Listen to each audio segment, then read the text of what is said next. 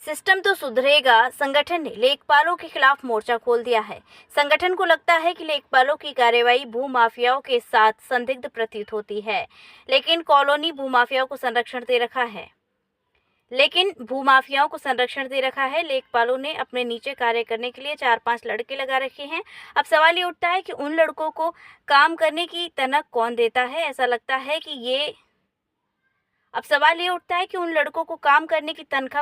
है। ऐसा लगता है कि ये प्राइवेट लड़के ही फरियादों से मिलकर लेन देन की साठगांठ करते हैं।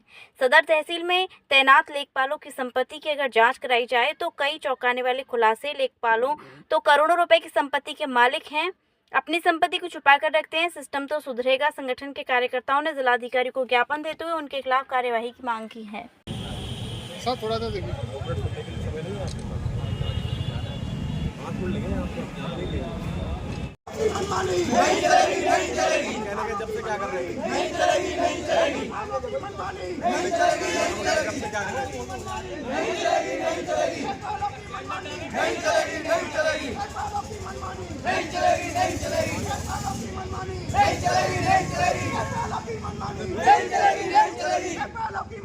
नहीं चलेगी, नहीं चलेगी। नहीं चलेगी, नहीं चलेगी। सुधरेगा, सुधरेगा, सुधरेगा। आइए डीएम साहब के नाम ज्ञापन दिया है, क्या ज्ञापन है? देखिए, ज्ञापन का जो मुद्दा था, सदर तहसील में जो भूमाफियाओं के ज़मीन पर कब्जा करने का मामला है वो तूल पकड़ रहा है धीरे धीरे।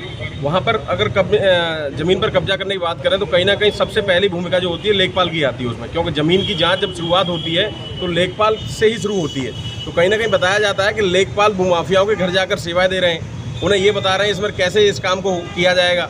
तो इस तरह से भूमिका जब लेखपालों की आ रही है तो ये बड़े सवाल है। इसी को लेकर सिस्टम तो सुधरेगा संगठन ने मुद्दा उठाया था, जिला अधिकारी आगरा को ज्ञापन भी दिया है और यहाँ आके देखा तो एसीएम महोदय पे समय नहीं है हमारे ज्ञापन को सुनने के लिए।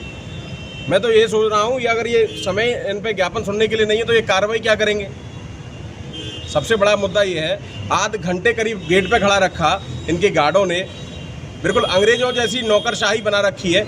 जनता से की समस्या सुनने के लिए इनके पास समय ही नहीं है। और जो लेखपाल प्राइवेट लड़के 4 से 5 अपने नीचे कार्य करने के लिए रखे हुए हैं, उनकी तनख्वाह कौन देता है। सबसे बड़ी बात यह है, फरियादियों से सेटिंग करके साठगांठ करके उनसे पैसे लेते हैं। बड़े कामों में लेखपाल खुद लेन देन करते हैं। और जब अधिकारी अगर कार्रवाई भी करते हैं तो कार्रवाई के नाम पर वो धरना प्रदर्शन करते हैं। और धरना प्रदर्शन भी किस समय करेंगे, जब सरकारी कार्य करने का समय होगा, मतलब 9 से 5 धरना होगा, उसके बाद फिर एंजॉय करेंगे।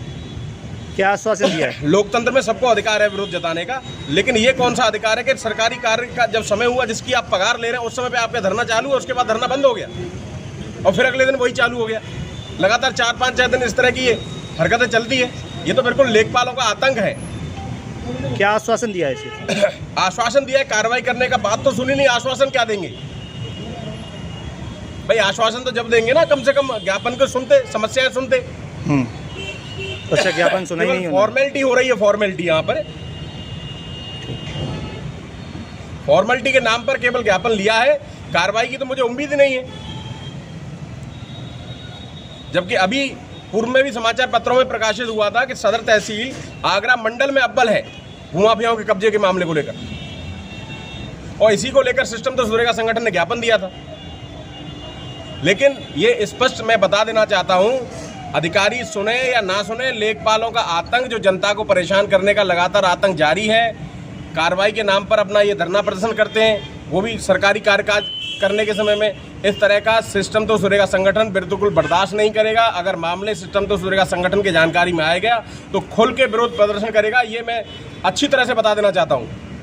संगठन को कोई भी जानकारी अगर लेखपाल के भ्रष्टाचार की मिली तो संगठन खुलेआम उसका विरोध प्रदर्शन करेगा और लीगल जो वैधानिक कार्रवाई है उसके विरुद्ध पूरी उन पर कार्रवाई कराने का प्रयास करेगा। कृपया हमारे YouTube चैनल को लाइक व सब्सक्राइब करें। बेल आइकॉन दबाएं। ताज़ा खबरों के लिए हमसे जुड़े रहें।